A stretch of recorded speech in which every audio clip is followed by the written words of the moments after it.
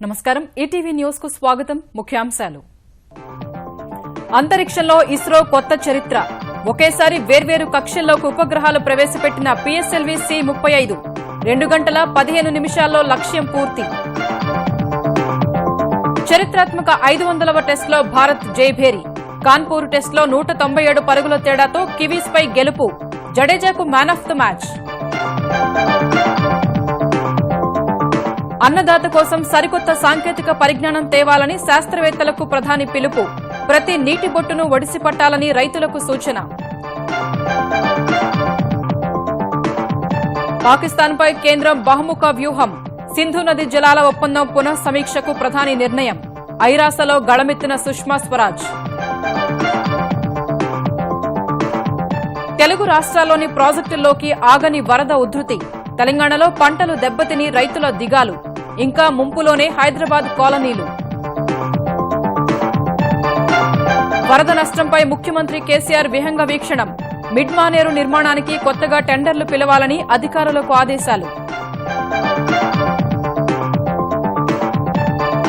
పోలవరం ప్రాజెక్టుకు అక్టోబర్ 15 నుంచి నాబార్డు నిధులు 100% ఇచ్చేందుకు ఆమోదం వచ్చే నెలలో పనులు పరిశీలించనున్న ఉమాభారతి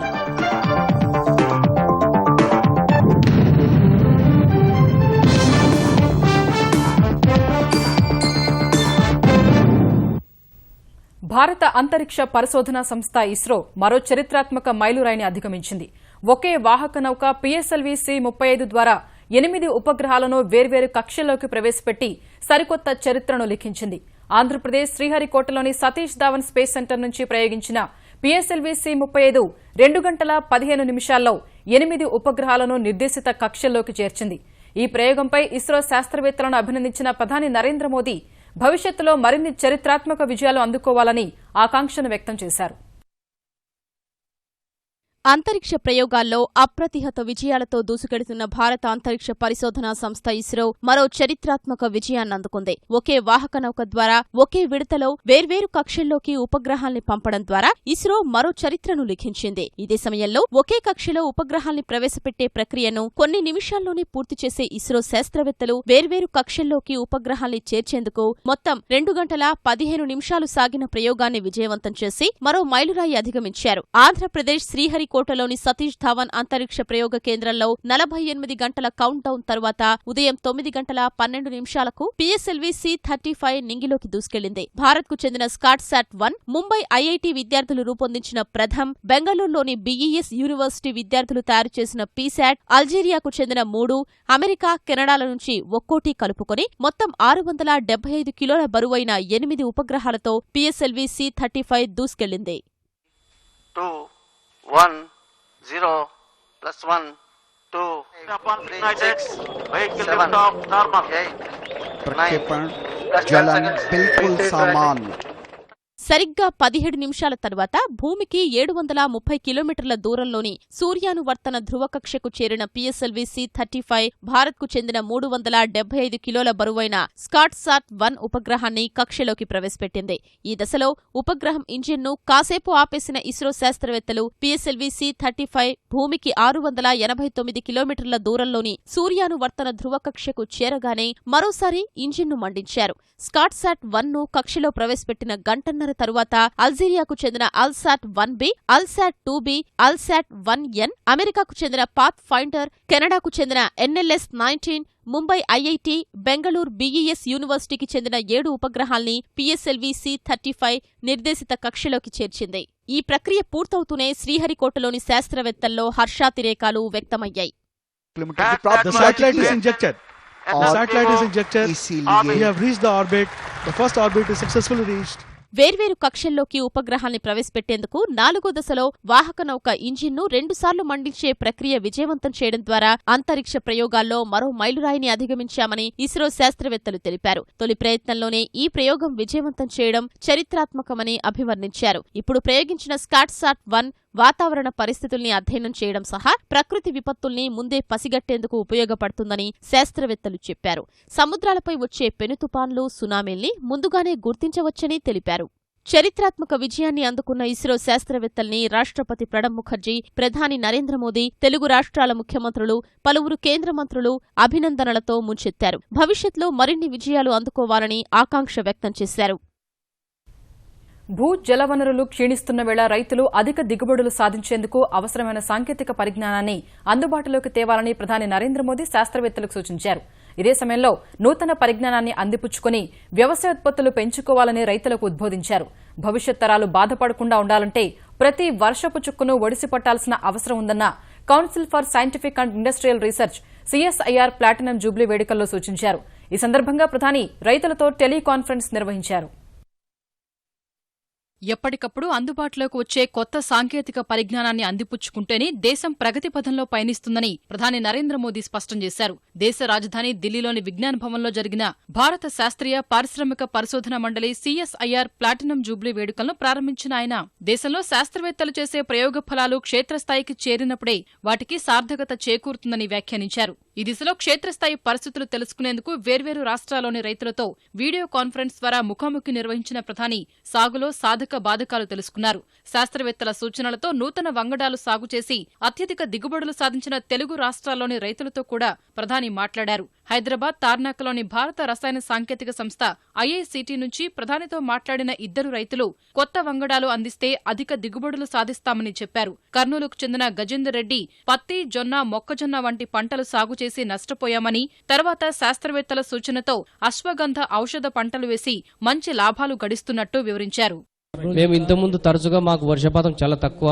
మేము సాధారణమైన పంటలు వేస్తూ ఉండేవాళ్ళము. జొన్నలు, సజ్జలు, కందులు, శనగలు, వేరుశనగ ఇలాంటివి. ప్రతి సంవత్సరం మాకు నష్టాలు వస్తూ ఉండేవి తరచుగా.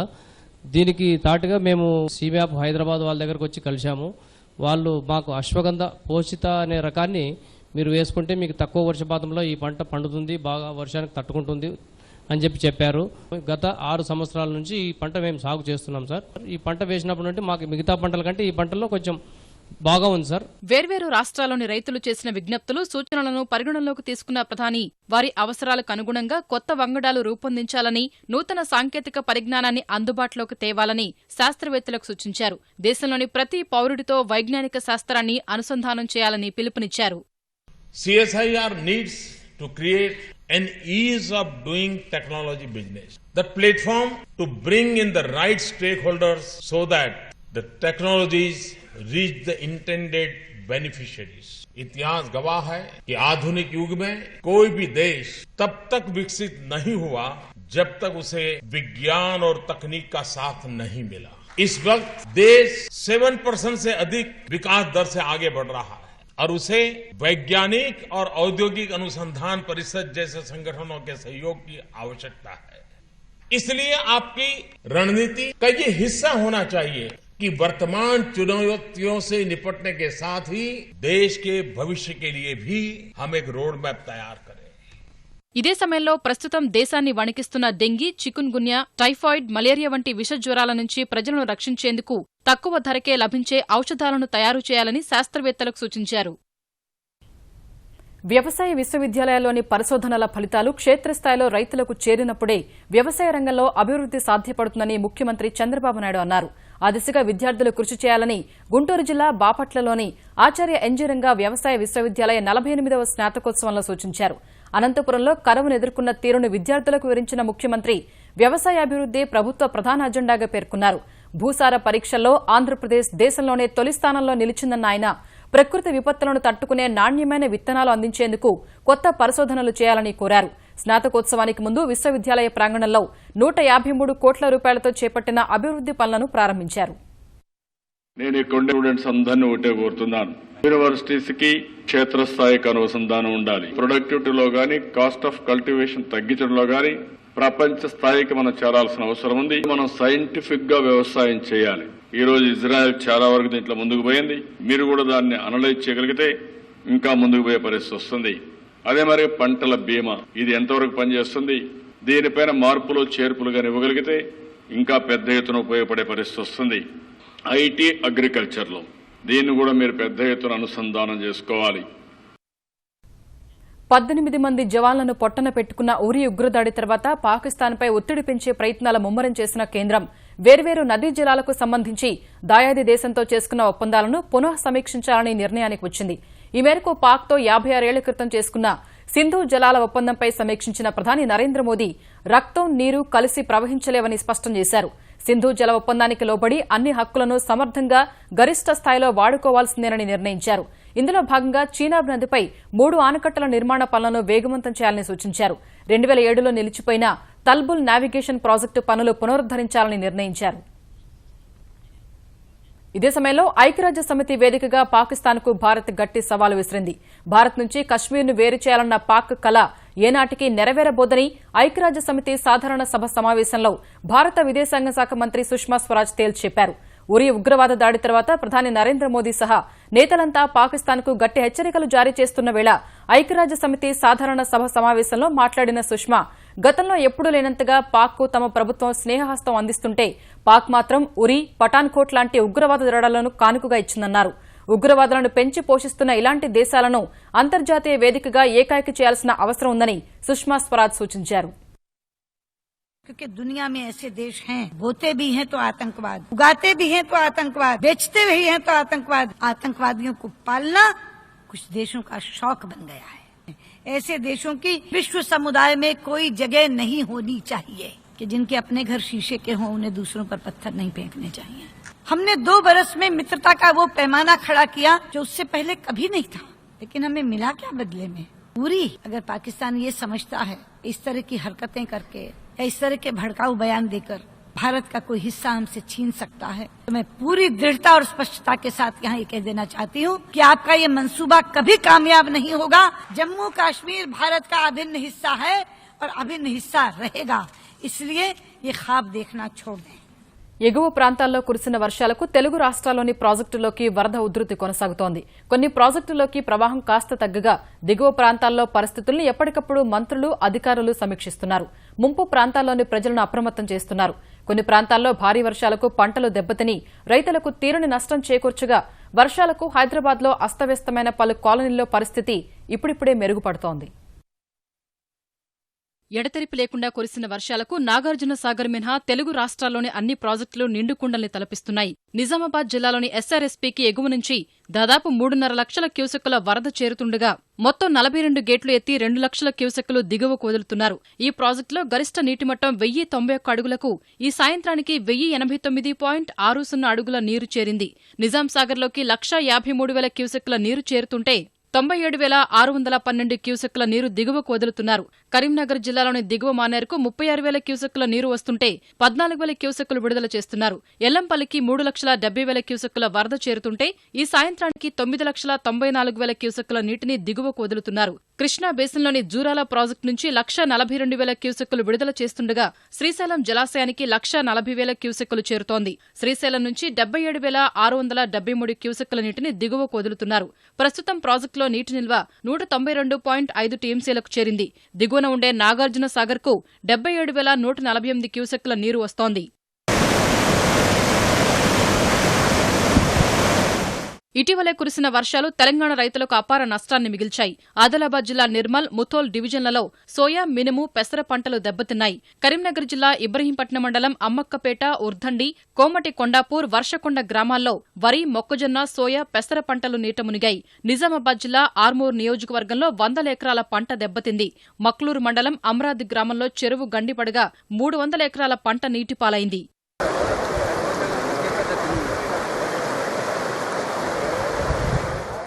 హైదరాబాద్లో భారీ వర్షాలకు అతలాకుతలమైన పలు ప్రాంతాల్లో క్రమంగా సాధారణ పరిస్థితులు నెలకొంటున్నాయి. నిజాంపేట్, బండారీ లేఅవుట్లో బహుళ అంతస్తుల భవనాల సెల్లార్ల నుంచి అగ్నిమాపక యంత్రాలతో నీటిని తోడుతున్నారు. నీటి ఉధృతి క్రమంగా తగ్గుతూ ఉండగా పై అంతస్తుల్లో ఉన్నవారికి అధికారులు పాలు, మంచినీళ్లు అందిస్తున్నారు. కుత్బుల్లాపూర్ నియోజకవర్గం పరిధిలోని 200 ఇళ్లు ఇంకా ముంపులోనే చిక్కుకుని ఉన్నాయి. అల్విన్ కాలనీలో స్థానికులు కృత్రిమ పడవల సాయంతో రాకపోకలు సాగిస్తున్నారు. బాధితులకు స్వచ్ఛంద సంస్థలు అండగా నిలుస్తున్నాయి. ఆంధ్రప్రదేశ్లోని ఉత్తరాంధ్ర జిల్లాల్లో పలుచోట్ల మోస్తరు నుంచి భారీ వర్షాలు కురుస్తున్నాయి. విశాఖ జిల్లాలో విస్తారంగా వర్షాలు పడుతుండగా యలమంచిలిలోని అల్లూరి సీతారామరాజు, అయోధ్యపురి, యాదాద్రి కాలనీలోకి వరద నీరు చేరింది. యలమంచిలి, నర్సీపట్నం మధ్య కొత్తూరు వద్ద రైల్వే ట్రాక్ పైకి నీరు చేరినందున పలు రైళ్లను నిలిపివేశారు. చోడవరం పట్టణం జలదిగ్బంధంలో చిక్కుకుగా ఇళ్లలోకి వర్షపు నీరు చేరి ప్రజలు ఇబ్బందులు పడుతున్నారు. తూర్పు గోదావరి జిల్లా తుని సమీపంలో రైల్వే ట్రాక్పై నుంచి వరద నీరు ప్రవహిస్తుండగా ఆ మార్గంలో పలు రైళ్లు ఆపేశారు. విజయనగరం జిల్లాలో 5 రోజులుగా జిల్లాలో కురుస్తున్న వర్షాలకు చెరువులు, ప్రాజెక్టులు జలకళ సంతరించుకున్నాయి. పులిచింతల, ప్రకాశం బ్యారేజీల నుంచి పెద్ద ఎత్తున నీటిని విడుదల చేస్తున్నారు. కరీంనగర్ జిల్లాలోని మధ్య మానేరు ప్రాజెక్టును మరింత పటిష్టంగా నిర్మించేందుకు కొత్తగా టెండర్లు పిలవాలని ముఖ్యమంత్రి కేసీఆర్ ఆదేశించారు. తెలంగాణలోని అన్ని జలాశయాలు నిండుకుండల్లా మారడంపై హర్షం వ్యక్తం చేసిన కేసీఆర్ ఎల్లంపల్లి, మిడ్ మానేరు ప్రాజెక్టు ముంపు బాధితులకు వాళ్లు కోరిన విధంగా పరిహారం అందిస్తామని స్పష్టం చేశారు. ఇటీవల కురుస్తున్న భారీ వర్షాలకు భారీగా దెబ్బతిన్న కరీంనగర్ జిల్లాలో ముంపు ప్రాంతాలను ముఖ్యమంత్రి కేసీఆర్ పరీక్షించారు. విహంగ వీక్షణం ద్వారా మధ్య మానేరు ప్రాజెక్టుకు తెగిన కట్టను పరిశీలించిన ఆయన జిల్లాలోని ప్రాజెక్టులు, వరద పరిస్థితులపై కలెక్టర్ కార్యాలయంలో సమీక్షించారు. మంత్రులు హరీష్ రావు, ఈటల రాజేందర్, ఎంపీ వినోద్, కలెక్టర్ నీతూ ప్రసాద్ పాల్గొన్న ఈ సమీక్షలో మధ్య మానేరు గుత్తేదారులను తొలగించి కొత్త వాళ్లకు పనులు అప్పగించాలని ఆదేశించారు. మిడ్మానేరుకు ఉన్నటువంటి ప్రాధాన్యత ఏంటంటే ఇది కాళేశ్వరం పథకానికి లింక్ కాబోతా ఉంది. వరద ఉన్నప్పటికీ లేకపోయినప్పటికీ కాళేశ్వరంలో పుష్కలంగా నీరు ఉంటుంది కాబట్టి ఎవ్రీ డే ఇప్పుడు 2 TMC భవిష్యత్తులో 3 TMC తెచ్చేటువంటి ప్రాజెక్టుకు ఇది లింకేజ్, మెయిన్ జీవనాడి. కాబట్టి ఇది చాలా పటిష్టంగా నిర్మాణం కావాల్సిన అవసరం ఉంది. అందుకోసం ఇప్పుడు ఉన్నటువంటి ఈ కాంట్రాక్టర్ను తొలగిస్తా ఉన్నాం. అతని పట్టు క్యాన్సిల్ చేసి కొత్త రేట్ల ప్రకారం మళ్ళీ ఫ్రెష్ టెండర్ పిలిచి చేయమని చెప్పిన ఇరిగేషన్ శాఖ ఆదేశాలు ఇవ్వడం జరిగింది. గోదావరిలో వరద అధికంగా ఉన్నందున వరంగల్ జిల్లా రామన్నపేట, ఖమ్మం జిల్లా భద్రాచలం వద్ద అధికారులు అప్రమత్తంగా ఉండాలని ఆదేశించిన కేసీఆర్ మిషన్ కాకతీయలో పునరుద్దరించిన చెరువులు పటిష్టంగా ఉన్నట్టు తెలిపారు. మధ్య మానేరు, ఎల్లంపల్లి ముంపు బాధితుల్లో 2008 తర్వాత మేజర్లైన వారందరికీ పరిహారం అందిస్తామని స్పష్టం చేశారు. ప్రజలు కోరుతున్నది ఏంటంటే ఈ రోజు వరకు అప్డేట్ వరకు, ఆ తర్వాత కూడా మేజర్ ఎవరైతే జరిగిందో 2008 తర్వాత వాళ్ళకు కూడా ఇవ్వమని కోరినారు. వీళ్ళందరికీ గతంలో వాళ్ళు డిమాండ్ చేసిన ప్రకారం ఈచ్ 2 lakh రూపీస్ ఇస్తే ప్రభుత్వానికి అదనంగా 114 కోట్ల రూపాయలు ఖర్చు అవుతా ఉంది. ఇది న్యాయమైన డిమాండ్ గా భావించి దీన్ని మంజూరు చేస్తా ఉన్నాం. వాళ్ళందరికీ కూడా ఇది చెల్లిస్తాం. ఇటీవలే కురిసిన వానలకు పోటెత్తిన వరదల్లో నష్టపోయిన రైతులు, ఇతర బాధితులకు వెంటనే పరిహారం అందజేయాలని జిల్లాలోని యంత్రాంగానికి కేసీఆర్ సూచించారు. హైదరాబాద్లో భారీ వర్షాలకు ఇళ్లల్లోకి నీరు చేరే పరిస్థితికి చెరువులు, నాలాల పరిధిలోని అక్రమ కట్టడాలే కారణమనే అభిప్రాయానికి వచ్చిన తెరాస సర్కారు అక్రమ కట్టడాల కూల్చివేతకు సిద్దమవుతోంది. ఈ మేరకు హైదరాబాద్ సహా శివారు ప్రాంతాలు, రాష్ట్రంలోని నగరాలు, పట్టణాల్లో అక్రమ కట్టడాలపై సమీక్ష నిర్వహించిన తెలంగాణ పురపాలక శాఖ మంత్రి కేటీఆర్ శిథిలావస్థలో ఉన్న భవనాలను కూడా కూల్చాలని ఆదేశించారు. ఇందుకు అవసరమైతే పోలీసుల సాయం తీసుకోవాలని సూచించారు.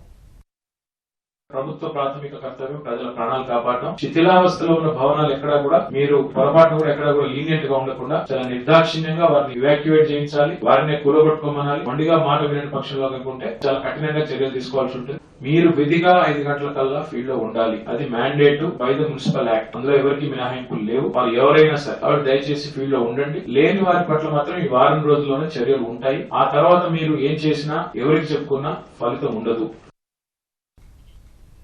ఆక్రమణదారులపై కఠిన చర్యలు తీసుకోవాలన్న ప్రభుత్వ ఆదేశాలతో అధికారులు చర్యలు ప్రారంభించారు. శేరిలింగంపల్లి మండలం పరిధిలోని మదీనాగూడ, రామకృష్ణ నగర్లో నాలాపై నిర్మించిన అపార్ట్మెంట్లో క్రీడా ప్రాంగణాన్ని కూల్చేశారు. బంజారాహిల్స్ రోడ్ నెంబర్ 11లో బంజారా ఫంక్షన్ హాల్కు చెందిన కట్టడాలను కూల్చారు. గచ్చిబౌలి నుంచి కొత్తగూడ వరకు ఉన్న నాలాపై ఆక్రమణలు నేలమట్టం చేశారు. ఉప్పల్ పురపాలక పరిధిలో స్వరూప్ నగర్, మూసీ నాలాపై అక్రమ కట్టడాలను తొలగించారు. రామంతపూర్, చిలుకానగర్, హబ్సిగూడలో నాలాలపై నిర్మాణాలను తొలగిస్తామని పట్టణ ప్రణాళిక అధికారులు స్పష్టం చేశారు. పోలవరం నిర్మాణానికి అవసరమైన నిధులను అక్టోబర్ 15 నుంచి విడుదల చేసేందుకు నాబార్డు అంగీకరించినట్టు కేంద్ర మంత్రి సుజనా చౌదరి తెలిపారు. పోలవరం నిధుల అంశంపై నాబార్డు, ఆంధ్రప్రదేశ్ జలవనరుల శాఖ అధికారులతో ఢిల్లీలో సమావేశమైన సుజనా 2018 నాటికి ప్రాజెక్టు నిర్మాణాన్ని పూర్తి చేస్తామని స్పష్టం చేశారు. ఇప్పటికే కేంద్రం ప్రకటించిన విధంగా ప్రాజెక్టు నిర్మాణానికి 100% నిధులు ఇచ్చేందుకు నాబార్డు అంగీకరించిందని సుజనా తెలిపారు. అమెరికా అధ్యక్ష ఎన్నికల అభ్యర్థుల చర్చ, చమురు సరఫరా దేశాల్లో సమావేశాల్లో ధరలు తగ్గించవచ్చనే అంచనాల మధ్య మదుపరులు భారీ అమ్మకాలు జరపడంతో స్టాక్ మార్కెట్లు నష్టాల్లో ముగిశాయి. 2 వారాల రికార్డు స్థాయిని తాకిన సెన్సెక్స్ 374 పాయింట్లు నష్టపోయింది. ఈ ఉదయం 28,630 పాయింట్ల వద్ద ప్రారంభమైన సూచీ ఏ దశలో కూడా పురోగతి ప్రదర్శించలేదు. ఓ దశలో 28,272 కనిష్ట స్థాయికి పడిపోయిన సెన్సెక్స్ చివరకు 28,294 వద్ద స్థిరపడింది. అటు జాతీయ స్టాక్ ఎక్స్చేంజ్ సూచీ 108 పాయింట్లు నష్టపోయి 8,723 పాయింట్ల వద్ద స్థిరపడింది. ప్రపంచ ప్రఖ్యాత రామోజీ ఫిలిం సిటీలో ఇండీవుడ్ ఫిలిం కార్నివాల్ 2016 మూడో రోజు ఉత్సాహంగా సాగింది. ఎంతో మంది దిగ్గజ దర్శకులు, నటులు కార్నివాల్ కు హాజరు కాగా రామోజీ గ్రూప్ సంస్థల చైర్మన్ రామోజీరావు కార్నివాల్లో ఏర్పాటు చేసిన స్టాళ్లను సందర్శించారు. ఎన్నో ప్రాంతీయ, జాతీయ, అంతర్జాతీయ సినిమాలు ప్రదర్శిస్తుండగా సాయంత్రం వేళ జరిగిన మిస్ ఇండీవుడ్ ఫ్యాషన్ షో ఆకట్టుకుంది. ఇండీవుడ్ ద్వారా సినిమా వ్యాపారం, నిర్మాణ విలువలు పెరుగుతాయని ఆకాంక్షించారు. The films that are made in the South are actually getting versions that can be shown in other parts of India as well, which it used to happen, during the time of Vasan, SS Vasan. Films used to be made in Chennai, but they used to be shown all over the country because there was always a Hindi version. Now I think it's coming back. First, I like Ramoji Studio because they gave my production 50% discount for regional cinema. So thank you so much, sir. So because of that, the small producers, they are very happy. And one of the beautiful studio in like Asia and one of the largest studio in the world. ETV News సమాప్తం. నమస్కారం.